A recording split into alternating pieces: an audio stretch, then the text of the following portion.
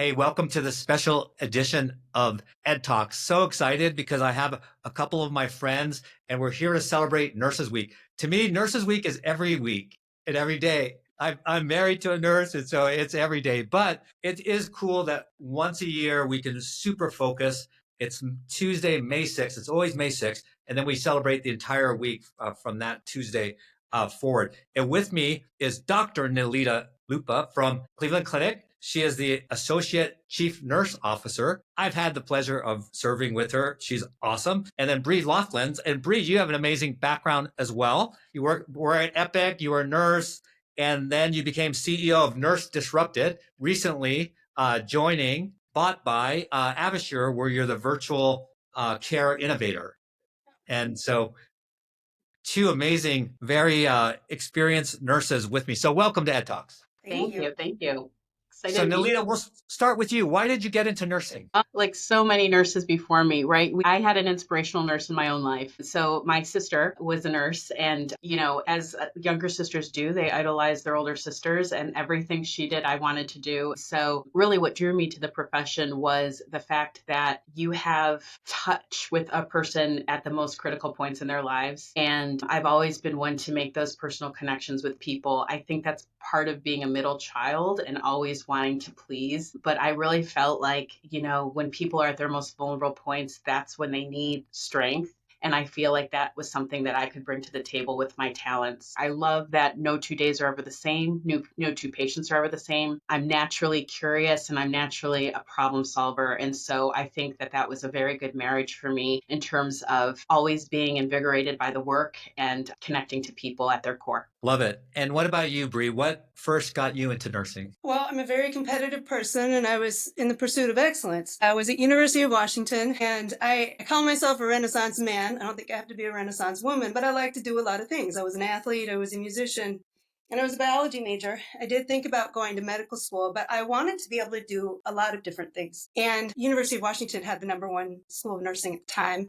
When you went to the counselors and said, what's going on with this nursing program? They'd be like, listen, we don't want anyone getting their hearts set on making it into this nursing program. And so that was for me. I thought about computer science as well. But when I thought about bringing the humanity of things together with science and psychology and how great that program was, I was in. Nice. So fast forward just a couple of years because you're both recent graduates. And what keeps you in nursing? Because you both have very storied careers, as I described, in nursing. So what keeps you in nursing? Is it sort of the same things that got you into it in the beginning, Nelita? Yeah, to some extent, yes, right? So there's never a shortage of problems to solve, and there's always a way that you can lean in and lend a hand. I think what I'm really most passionate about is this transformation that we're going through right now with artificial intelligence. And I was very fortunate to get into healthcare at a time when we were BC before computers. And I watched the evolution of moving on to automation, but I really always felt like that was never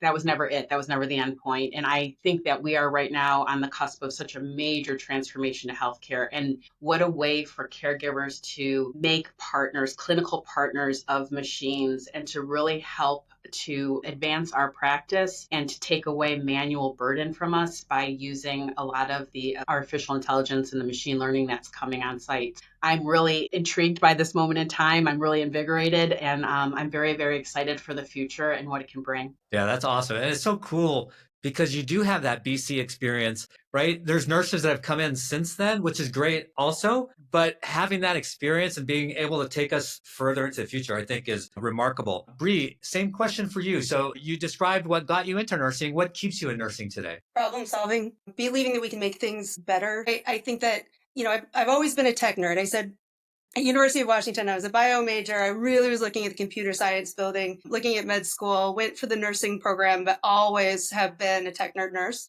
And believing that we can elevate, outcomes and really create the future through really smart design. Nurses should be at the helm of designing products for nurses. There's more of us than anyone else in healthcare. My journey into entrepreneurship really is built on every building block of being a nurse at the bedside, of thinking of my patients and my colleagues, my own personal journey, and thinking of the way that we can solve problems through technology and bleeding edge technology. And Nelita, if you're doing that, by the way, AI certification if you're leading that at CAMS, I saw that.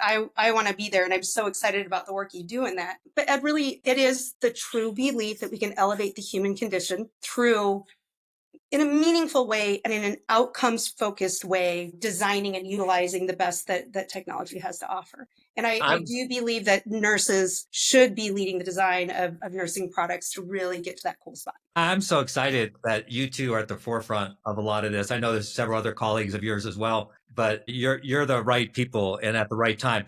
What would you say to nurses who are thinking about quitting, right? Because we know there's a lot of stress on nursing and there's the tech that not all of everyone's as comfortable with as we might be. What would you say? And Bree, we're going to start with you this time. What would your message be to some nurses that are thinking about quitting? Sure. There was the day, and I do talk about this a lot because I think it's important. We do hit this spot. There was the day where I drove up to the hospital I was working at the time, and I couldn't open the door to go and do the work that I loved. I drove away and I left the profession for a couple of years, and I came back. But I think the message is that, one, I think in this day and age, we need to talk about these experiences more. But those experiences for me became the building blocks of the next phase of my career. I think of those moments and why I wasn't able to open that door at the time. I think of, a bariatric patient and there was nobody there to help.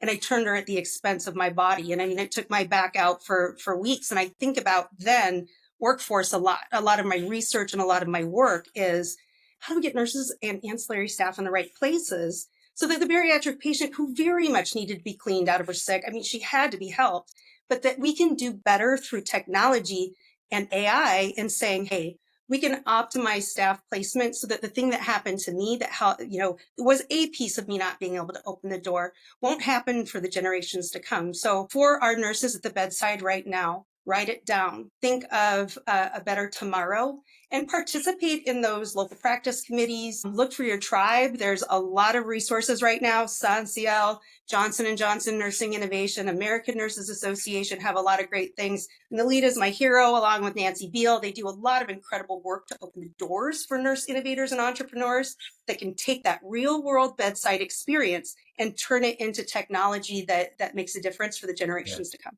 So stick with it, write it down, and turn it into tools you can use. I love using technology. You don't have to, but those experiences are important and valuable, even though they're painful at the time. Yeah, that's good advice. Nelita, what about you? A lot of the same, but I think for all of us that we all have moments where we pause and say, this is getting a little bit overwhelming. And I think you have to take a step back in those moments and really go back to your why and why you got into healthcare and really ask yourself, what is the draw for you personally in your internal drive and your strength and what fills your cup? I often talk to my 6-year-old about, what filled your cup today or what emptied your cup. And often when I look back at days that are, struggles, those are the days when we learn the most. Those are the days that are most challenging. And if you really reflect back on it, those are the opportunities that you have to make a difference in people's lives. Being a nurse is so much more than coming to work and taking care of patients. It's part of your identity. It's who you are in your everyday life. So much of our work today is transforming out beyond